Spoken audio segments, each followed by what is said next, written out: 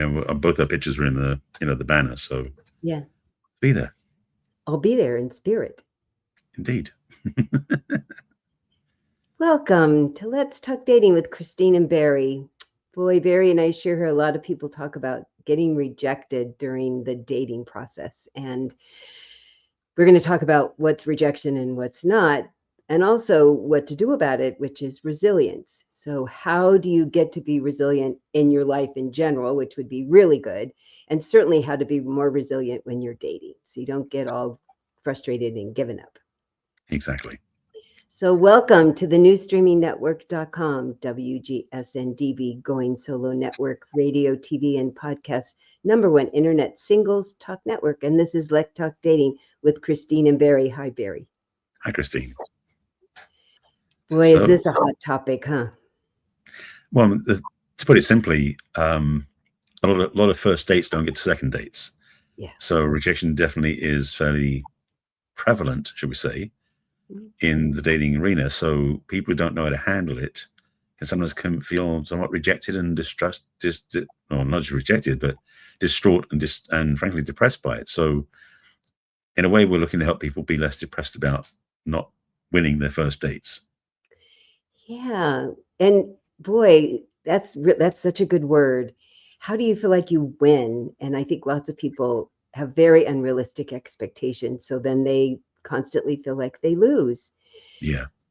Because in my world, rejection means that it was something that you'd been working on, or somebody that you've known for a while, or something that you had a real plan with something else or someone else, and it didn't work out. That's rejection, that somebody knows about you, that you've spent some time together.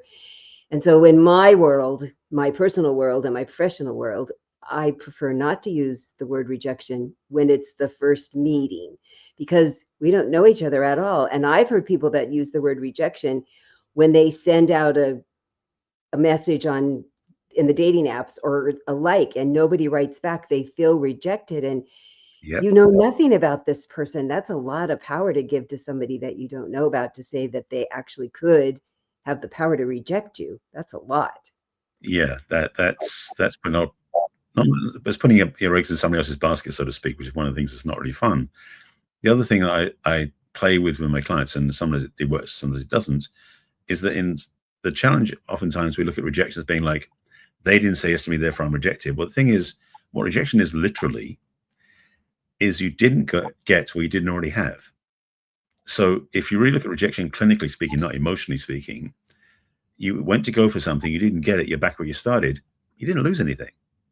So yes, maybe you had something in your mind about, well, when I have that, then I'll have this and the other thing. That's all mental gymnastics. It's not reality.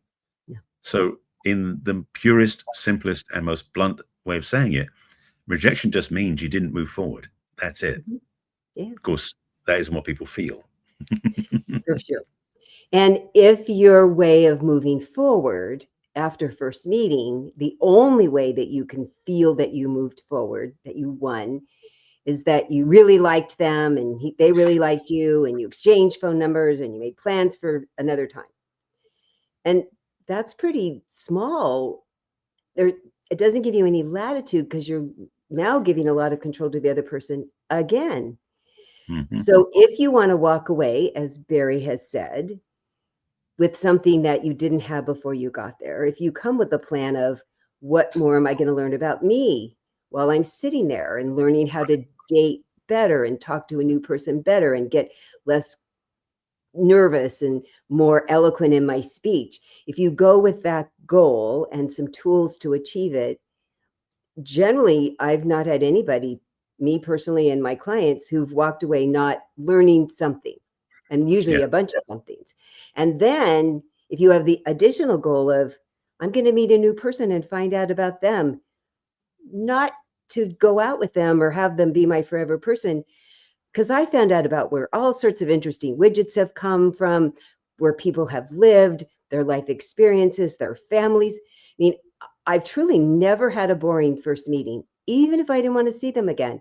So when I went with that attitude, I did walk away with learning more about me and learning more about them.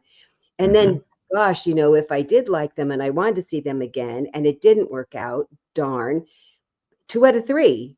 It's not like it was the only one thing that it's now a failure. Right. So I feel like I won 2 things, that I now came away with 2 things that I didn't have before, and I didn't lose anything because I didn't have that person, so now they're still not there. So I like your definition a lot. If people would think about it this way, you would not walk away feeling rejected after a first meeting, even if you don't end up with a second meeting. And in fact, to tune it up a little bit more, Yeah. For a lot of people, I know from experience with clients and also people I talk to as well, and I'm sure you have as also, is people oftentimes don't have a clear idea of what they want. So they go on a first date, it really is kind of like blind and unsure what they want. So one of the benefits, one of the gains you get to add to your list of what you created, you start discovering what you don't want. Because yes, you meet somebody and you have a nice time, but you start going, yeah, but they do this and they do that, and all these things they do, you don't match up for you. So one of the benefits of being, quote, rejected is you come away with a more refined list of what you really do want and what you don't want. So your red flags and green flag list gets stronger and clearer. So clarity is one of the nice benefits of being rejected in that sense, or even choosing yourself. In fact, even if you reject them, it can be a clarity for yourself. Yeah, but even more what you need and want. So it's a great way to start they have this thing I don't like. What would you like instead? Mm-hmm. Oh, they affect me in this way I don't like. How would you like somebody to affect you instead? So then you go right back on your list of the things that you have to have and you write it down so that you don't forget to ask somebody when you're texting or emailing or on the phone ahead of time. Right. And if they've passed all that and you're now in person, you have even more things to clarify to see, do you have these things that are important to you? Does the other person have them? And how do you feel about who they are in these categories? Because if you don't have a list and you just go, I'm going to know it when I see it, I want all that chemistry, that's often when people end up with the word rejection a lot, and they get discouraged and they don't want to go back to dating anymore, and it's not a happy scene. Yeah. So including a little story for myself to add into this conversation. Yeah. I think I shared this before, but I've been in this arena of the dating conversation, relationship conversation for many years. And I have friends who are matchmakers and dating coaches who often use me as one of their clients to put them on dates. And I've been on dates with women who absolutely are not a match for me. And I've actually been chuckling about it because I realized that I didn't reject them. I just realized it wasn't a match. Now, they may have felt rejected, but I was clear it wasn't going to line up. But then it gave me pause for thought, thinking, what do my friends think of me? That's what they think is my match. Now, of course, I know in some cases it was purely, and I have to be transparent, it was for them a numbers game. They wanted to make sure that their clients got enough dates with men, so I was one of their throwaway ones, so to speak. Yeah. I don't mind that because, again, like you said, get to learn something every time I'm on a date and see what lines up, what doesn't, and everything else. But it's almost the sense that, and I'll frame it this way, some of the dates I've been on definitely were being rejected was like I dodged a bullet. that being rejected saved me from a possible experience that would have been even less fun than I really wanted it to be. So there's a benefit sometimes that rejection can be a escape from what might not be what you really wanted. And I'm not saying you should do this, but I know in some cases in the past I've gotten to a place where I made myself less attractive to them so they would reject me. Just to get out of it. Not recommending that's approach, not very smart way of doing it. It's back in the old days. But that's a pattern I had. So having said that, I have been on lots of first dates, either by choice that I've found or because I've been paired up by people I know. I found it very educational, but also I definitely built a sense of resilience because I'm really not attached. One of the biggest things to talk about in my work is really about having a healthy relationship with self first, really being a good partner to yourself and a good carer for who you are. So when you go on dates, it has to be up to a certain level to make that worthwhile. Otherwise you go, you know what, I'm better off on my own. And that's part of what resilience is about, is really having a healthy relationship with yourself. So you're not saying, well, when they show up, I'll be alive and I'll be happy. It's like, no, you're alive and happy now. And when you find somebody, they'll add to who you already are. That's the ideal goal. Yeah. But a lot of people, unfortunately, they think that when they have their partner, then they'll be fulfilled, happy, in love, aligned, all these different things. And it really is a mistaken approach. Yeah, because if you start out thinking that the other person's going to make you that way, now they have even more power to have you feel depleted when you leave. Where Yeah. when you know who you are and what you're looking for and the way that you want to feel with them and the way you want to have them feel when they're with you, it gives you so much more foundation to have a very open, honest conversation with them, that if you, one or both of you say, oh, great person, not for me, then it's a very positive, if we're going to still use the word rejection, where you said this would not be good. We would be less people if we were together, even though you're really a terrific person, you're just not mine. And so there can feel like a very positive way to reject somebody or be rejected. It just means it doesn't work out. It's not going to work out. And to find out soon is amazing when until you've already invested a bunch and there was that thing, but you thought it would change or you thought you could tolerate it and it turned out you couldn't. Then that's just worse. That's when people really start getting even more discouraged. Yeah.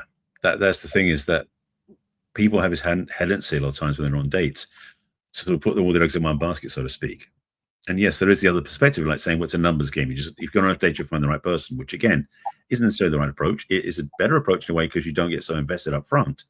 So you can be somewhat circumspect, or at least watching from the side to see, okay, which one is the most lined up. But really, you're still playing a small field. You know, the thing I have a challenge with some of the dating apps and some of the dating sites is the population of possible dates they have in their database is a lot smaller than the population on the planet, drastically so.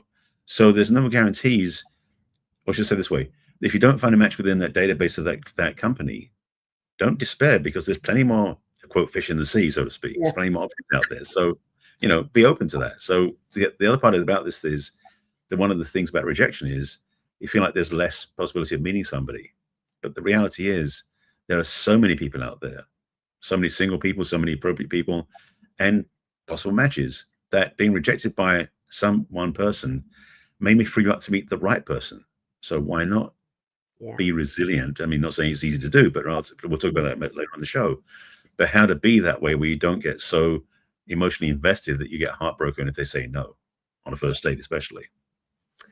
And I've said this before, and I will say it again. I really like coaching people that are in sales because they get this in spades. They're like, every no is closer to a yes. I just keep learning more about how to talk to people, learning more how to check them out ahead of time, learning more about how I'm going to present myself. I mean, really, there's this part of them. They have resilience personified. They bounce back really well, which is fascinating because often they're, you know, on straight commission, and, you know, if they don't get a sale, that means they're not getting a paycheck. But they don't get upset about it. They just go, oh yeah, I'll do better next time. It'll be fine. And I'm not for everybody. Everybody's not going to buy whatever it is I'm selling, but I'm going to get even more clear about getting in front of the people that have the best potential. And then I'm going to do my best to have them see that they really want this. And it's not a failure if they don't. And I think it's that if we're not have that foundation underneath us, that we are too affected by the person's no, because it's not no about you. No, because they don't know you. Right. Other things, but salespeople, especially high-end salespeople, they generally have what they call like an ideal client avatar, like an ICA, they call it for short, which basically is what's their client ideal type to be. Yet when they're on dates, they don't have an ideal partner avatar, or ideal date avatar. So it's an interesting thing that one thing they do really well, but they don't transfer those skills, that mindset, that toolkit over to their dating life, which is why you do what you do with them, so they get to build that out for themselves. Yeah, they don't see it ahead of time, but when I talk about it, they go, oh yeah, I can do that. Because personal is just more difficult. Yeah. It's our heart. When our heart's involved, we feel more sensitive, we feel more, it's more important, we feel more vulnerable, of course. And I heard it the other day where somebody said, it's really simple and it's not easy. It's simple to do whatever. It's just not easy to do the whatever. So this is the epitome of that. It is pretty simple to go, oh yeah, they don't know me. Oh yeah, it's not, they're not really rejecting me as a person. Oh, but it's so hard to do. It really is. And Barry and I are not making light of how hard it is. We just want you to get to choose to not have it make you stop, to not have you think less of yourself, to not ever be able to get over it, which is going to be the resilient part. Because not getting over it, first, you're going to take yourself out of the dating arena. That's what most people end up doing. But it affects you. That's the thing. People say, oh, I'm fine. Not usually. It's damaged your self-confidence. It's made you feel I'm so bad at this thing that everybody's good at, which Barry and I are here to tell you, nobody just knows how to date. That's why we have such job security. You don't know. Nobody knows. Barry and I have studied it for a really long time, and that's why we know what we know, because you just don't know. So give yourself grace that, oh, I just don't know how to do this thing. I need to learn how to do this thing. And it's not that I'm a bad person or bad at it, or you're doing it uneducational. You just don't understand how to do it differently. And then you will stop having this rejection problem and the negative part of rejection. You'll go, phew. I mean, I have so many clients now that go, oh my God, it was so good that we figured out we didn't work out right away. And they don't get upset about it. They go, I never knew not to get upset about it, but they don't now. That's the resilience. Absolutely. That's the thing. And so just to echo what you said, we aren't trying to make light of the rejection experience, because rejection can be painful. Absolutely. And at the same time, we're offering some tools, especially when we come from the commercial. We'll talk about sort of tools and skills to be more resilient, so that you do find dating more of a positive adventure than a landmine-based experience where something's going to blow up in your face all the time, because the reality is that, most of us want love. If we're single, we want to be in a relationship. We want that experience. But as I said earlier, a lot of us don't have the clear list of what we want, the idea of where we're coming from, and we haven't necessarily done the work to make ourselves a more attractive partner as well. It's not about talking about plastic surgery or anything like that. It's talking about how you clean up your own emotional and mental internal experience, so you can be more attractive to somebody when you meet them. Because frankly, part of the process of being more resilient is that you are okay with who you are. And if you get rejected and you feel heartbroken and crestfallen and upset and all these different things, there's work to do. And so it really is a recognition for yourself. It's how comfortable are you being in a dating experience where the other person says no and you feel okay with it. That's really a sign of maturity and growth.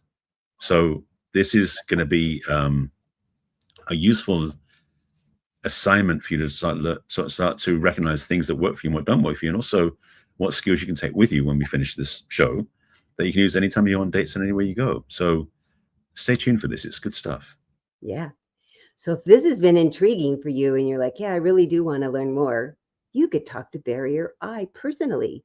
So the way to talk to me is to go to my website, which is www.theperfectcatch.com. Scroll to the middle of my page where it says What's Holding You Back from Love questionnaire. Click on that.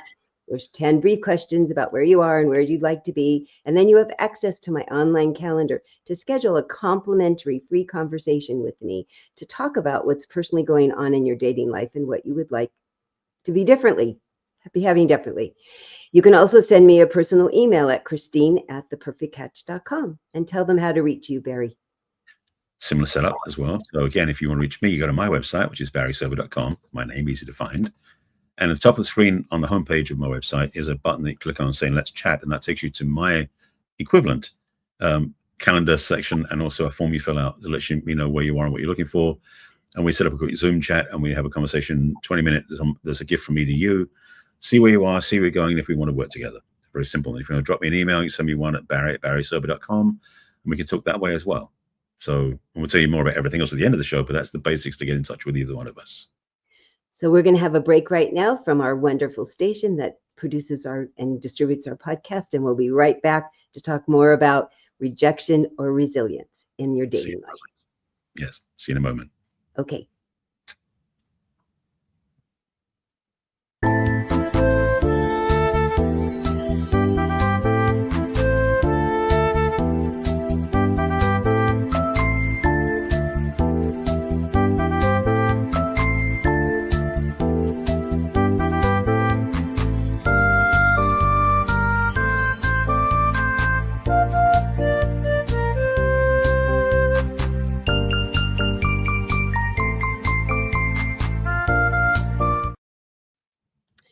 Hi there, this is Let's Talk Dating with Christine and Barry, and today we're talking about rejection or resilience. Mm-hmm. And that the resilience piece is really going to keep you from getting discouraged and disappointed and thinking there's something wrong with you, because that's often what happens. That's the spiral down the rabbit hole that most people go through once they've been rejected, sometimes even once, but certainly more than once, when they have felt like the person on the first date or even somebody they wrote to didn't write back, and that you decide that there's something wrong with you and that you should just give up. So Mm-hmm. we're going to talk about how to not have that happen. And the perfect word for it is resilience, right? Yeah, absolutely. So here's one of the things what I say we don't do Yes. is you don't want to move your emotional baggage into their house before you get started. Because one of the things we have this tendency at times is we set ourselves up for failure because we basically presume before we even know what's going on. Yep. And so Yep. one of the keys to resilience is like, don't run before you can walk in a way. It's like take each step intentionally and consciously to get to know the other person, and don't make those big assumptions, big leaps of faith, because until you know, you won't know. So a part of this is really to be wise enough to go, let me just test drive, check in, and just lean in before I go any further. So smart, because people are like, oh my gosh, I read their profile. We have so many things in common. And then we had a phone conversation. It went on for 3 hours, or we've talked every day. Great. Zero emotional investment. Zero emotional investment till you've met in person, because you really don't know how it's going to feel to be with them, even though it feels very exciting to have read their profile and have all these great conversations on the phone. And we know I am a voice person, so I had to learn how to do this for myself before I knew I was going to teach it, because voices are just aphrodisiac to me. And I had to learn, I had to see them in person and shake their hand and see how that felt, because part of my resilience is to keep myself in check, that I don't, as you said, I don't move myself forward until I know there's a firm foundation, because people just want to go running out there before is there really firm ground under your feet. It might just fall right out from underneath you. And that isn't fun by No. any means. So another one about resilience, and I mentioned this in the first half of the show, is do you really know what you want? Because the thing about this paradigm is people, again, tend to just jump into dating and first dates especially without really knowing what they really want to have in a relationship. And so they spend this time and effort and money getting into a relationship with somebody who they don't really know, and they discover 6 months in that it wasn't what they want to be with in the first place. So rather than get rejected in the first date, they enter into a relationship, and then 6 months in, they want to bail it and they don't want to be in that person anymore. So before you even start, taking the time to really get resilient means really knowing what you want and being clear. So that way you don't go on dates that won't line up in the first place. So there's no need to feel you have to risk things that way. Meet people who line up to what your values are, what your internal barometer guides you to. Such a good point. And the second point I will make about how you can be more resilient is know who you are. Why are you a catch? Why are they lucky to be with you? And not in an arrogant way, but in a self-confident way. That I am somebody that my religion is important to me, or travel's important, or family's important, or open communication's important. Somebody who I said, I want somebody that's as interested in me as I am, because I've decided I'm a very interesting person, and I want them to think I'm just as interesting. And I really need to think that they're interesting too. And so learning about yourself, what kind of physical activities do you like? How much time do you like spending with somebody? What kind of things make you happy during the day? Do you need to go outside? Do you need to meditate? Be really clear about who you are, so that then you tell them, because if they reject you, it's okay, because you're not each other's people. So you're Right. finding out about them, and then you're letting them know about you, so that both of you get a chance to say, oh yeah, I want more of that, or oh, that's so not me. Because that's often what you'll find absolutely on the first meeting. Mm-hmm. It is so key, because the thing is, we really have room to grow in so many ways. And one of the things we talked about, again, in the first half of the show is, yes, a great catch, but do you have room for improvement? Because the Mm-hmm. other part I add to this conversation as well is sometimes we get looking for dates thinking that when I meet that person, then I'll feel okay, which is the codependent thing we talked about before. we can go down that road further if we need to. But the thing is, if you don't feel you're up to that level yet, is what can you do for yourself? I mean, the thing I talked about before, and it's really part of my work now more than anything else, is how healthy is the relationship you have with yourself? Do you take yourself out on dates just on your own? Do you have a good exercise routine? Do you have a good spiritual practice? Do you have a really healthy eating plan? All these things are part of your life that you'll bring to a relationship, and ideally you're not waiting for them to show up for you before you do it, because it's not so much that you want to be the best person you can be for them. It's about being the best person you can be for yourself. And then again, your standards get raised, because then you're realizing the person you're meeting has to step at a certain level themselves. Because the thing is, if you take care of yourself and you really are in a great place in your own life, you want the same from them. So you're going to make sure you meet them, they are someone who takes care of themselves on all levels too. They have a personal life that really works for them. They're in love with themselves in a very healthy way. They have a health routine, maybe complements yours. And yes, when you have common ground, even better. But at least if they're choosing to make their own health a priority, emotionally, mental, physical health a priority, then somebody can meet on that level, if that's what you want to do too. Now, if you want to be a couch potato and watch TV, you want to find someone the same way, great. But find a matching person. Yeah. And the more honest you are to yourself about yourself first, and then the more honest you are with them about who you are second, the more you're going to find that your resilience will be intact, because you keep bouncing up against that. Does this work for me? Does this work for me? Is my life's really good, and will this enhance my life? My life's really good, their life's really good. Will I enhance their life? I mean, that's really what you're always looking for. And I know I've said this before, but I love talking about my brother and sister-in-law, because they're getting close to their 50th wedding anniversary. And the first time I met her before they were married, she said, he's the most interesting person I've ever met, and I know I'll never be bored. And she says that to this day, almost 50 years later. And he feels the same way about her, because they did have definitely things in common, and then they had these different things. And now what's really fascinating is they have still all those things in common, but they go out and they do these different, and then they come back and they're so fascinated. Well, what did you learn today? And 50 years. And it's what everybody should strive for, that you're still as excited to see this person at the end of the day and share what you've done and what they've done, that keeps enhancing I never thought about it that way. And the things that they now do, they decided to do Tai Chi together, but there's things she does line dancing. He is so not interested at all, but he loves hearing about it when she comes back. It's such a nice balance. And people don't think about this ahead of time. They think they're going to think about it later, but they don't think about it later. So you really need to talk about it ahead of time. It's so profound and so powerful to have that recognition about what your values are and what you are matching with each other. Someone I throw in there as well. I'm trying to find my notes on it. I'm in another class, so there's discussions going on in there, and we talked about relationships. That was so powerful, and I don't find my notes for a while. If I can remember what it said, but basically it was the teacher says something along the lines of that a relationship means that you are you're choosing in, and you're committing like every moment. So it's not like one and done. It's a moment to moment commitment.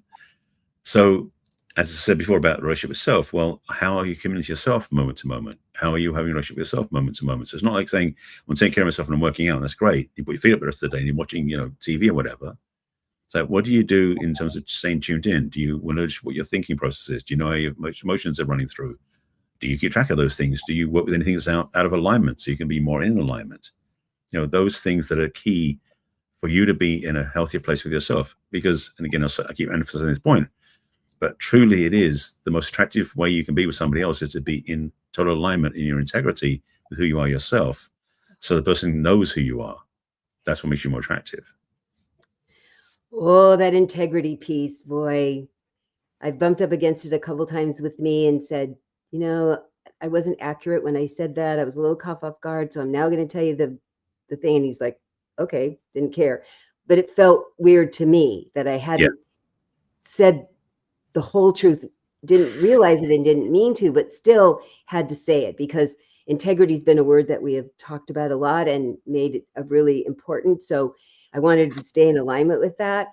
And when I talk to my clients, they're like, oh yeah, I probably should say that, or yeah, it's really important. Or not say it that way because it's not honoring the other person's integrity.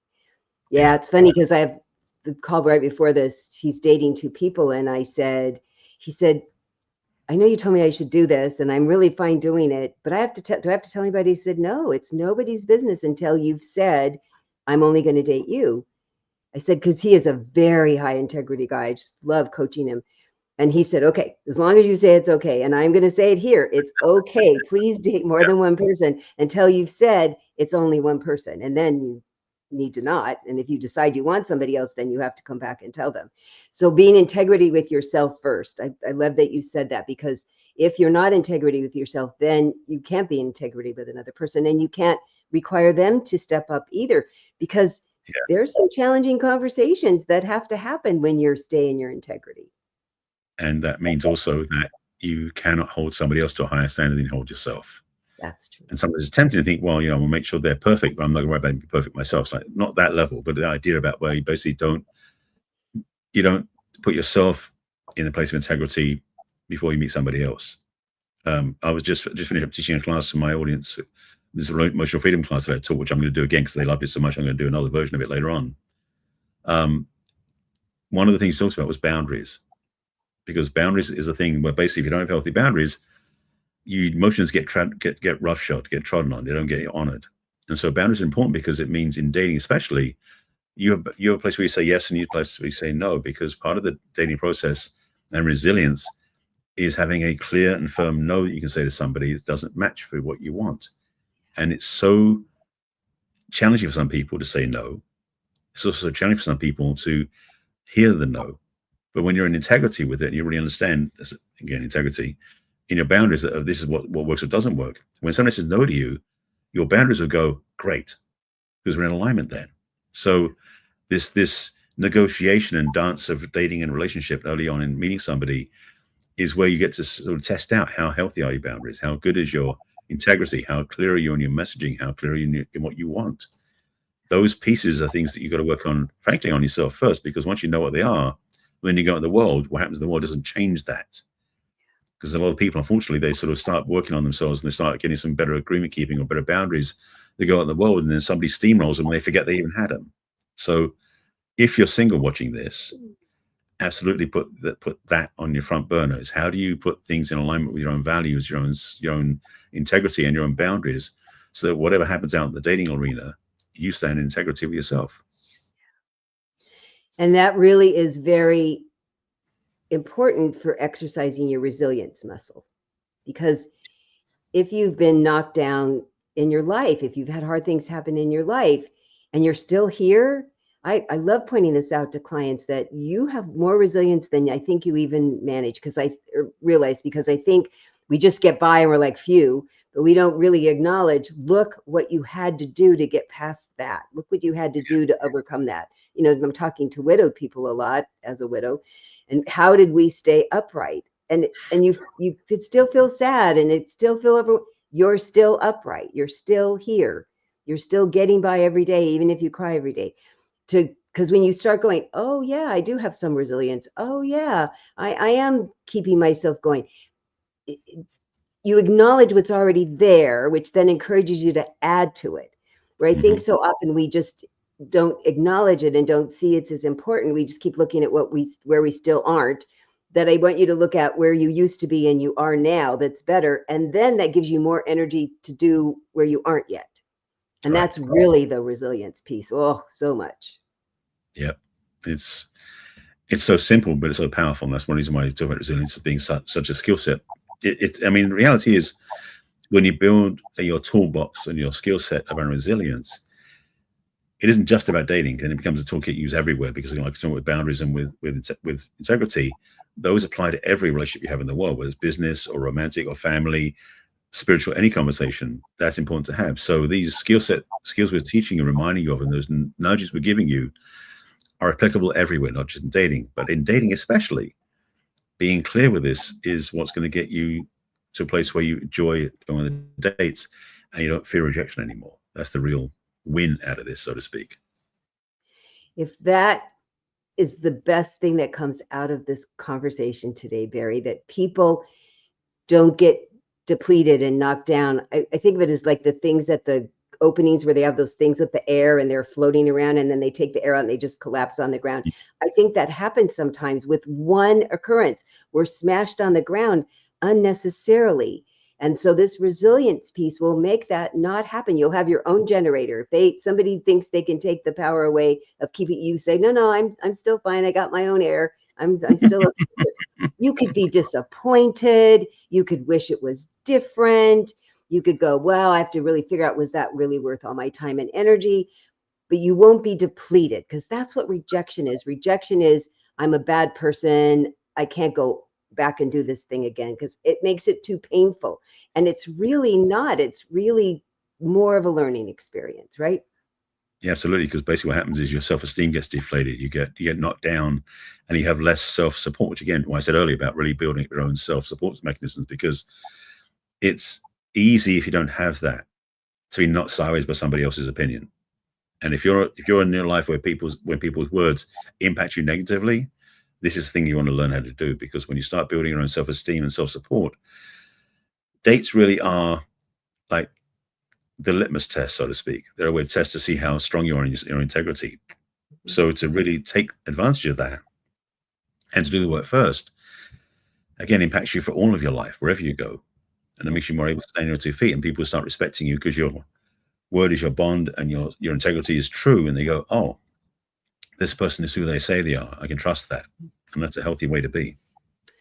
So healthy. So as we said in the beginning, if you're feeling discouraged and frustrated and thinking about giving up or have given up, Barry and I would be so happy to have you turn that around and do what our clients say. Oh my gosh, dating can be fun.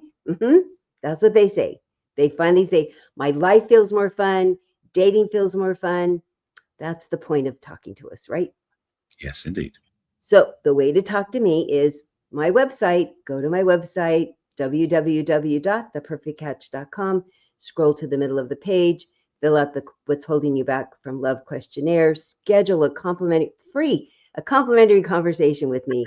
Let me give you some thoughts about how this could be different. Or you can send me a personal email at Christine@theperfectcatch.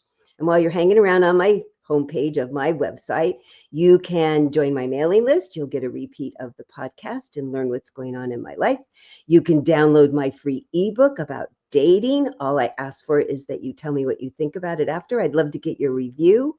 And also you can click on all my social media icons that are at the bottom of Facebook and LinkedIn and Twitter and Pinterest and YouTube and Instagram. And on the YouTube, you can look at all the podcasts that Barry and I have done, which is a lot. And you could also send me a personal email at Christine@theperfectcatch.com. And how do people get a hold of you, Barry? Well, I've mentioned halfway through the show, you can go to my website, which is barryselby.com again. And yes, at the top of the screen, there's a button you can click on Let's Chat, which takes you to my form you fill out and also my calendar. You get on my list and we can have a conversation. At the bottom of the screen is where you drop into my email list. There's a little sign up there. We just put your name and email in to get on my email list, where I send out replays of this show. I think I'm working on, got a couple of podcast interviews that I've just done recently, which will be sending out replays on that. And there's a summit coming up, which both Chrissy and I'll be on, which I'll be sending out information about that as well. In the middle of the screen is my first of the 2 quizzes I have. This one is actually about your relationship readiness, because if you don't know where you stand on a relationship, you want to know where you are. If you go to barryselby.com/quiz, or you simply click on the button in the middle of the screen on the homepage, it'll take you to this quiz that will really give you some food for thought and some questions to get answered. You'll get an email back from me after that explaining where you stand on that, where you are on one of 4 stages in readiness for a relationship, and to give you some orientation of where you are and maybe recommend you have a conversation with me as well. There's another quiz which you can't get to directly from the home screen, but if you go to barryselby.com/self-quiz, this is my self-relationship assessment. Basically, what I talked about earlier about having integrity and standing in your own truth, this is a reflection of how you are with yourself in relationship. Because once you know what that is and you're strong in that place, it makes you better as a dating partner and makes you more comfortable being on dates as well. So the self-quiz is 7 different areas of your own self-relationship and really gets to the bottom line, really, a way of where you stand with yourself. And you'll get a PDF download with that as well, and an email to give you some support. Definitely recommend taking that. The other thing on my site, because I have a book as well, but mine is a book you can buy on Amazon. But if you go to my book page, which is through the navigation on the homepage, or you can go to barryselby.com/book. At the top of the screen, there's a little audio you can listen to, which is a 12, 13-minute discussion between two really smart voices that happen to be AI voices, but it sounds like a book review show where they're reviewing my book in great detail, and they're pretty good. So I recommend listening to that audio. It's a free audio. You can listen to it right there on the page. If you like what they say, go down the bottom of the page, click on the button and buy my book. Recommend it highly. That's enough on my website. There's more stuff you can browse if you want to. But if you want to find out me on social media, I'm also on YouTube, where all the show replays go for the show as well, plus other things I do. So my name, Barry Selby, is the same on YouTube, on Facebook, on LinkedIn, on Pinterest, on Blue Sky, and I'm not on Twitter right now. But you can also find me on Instagram and Threads as the real Barry Selby. So that's the two places you can find me. So. And we're always here live every Thursday at 1 o'clock Pacific and 4 o'clock Eastern. And then you could sign in and ask us questions. We're happy to answer them on the air.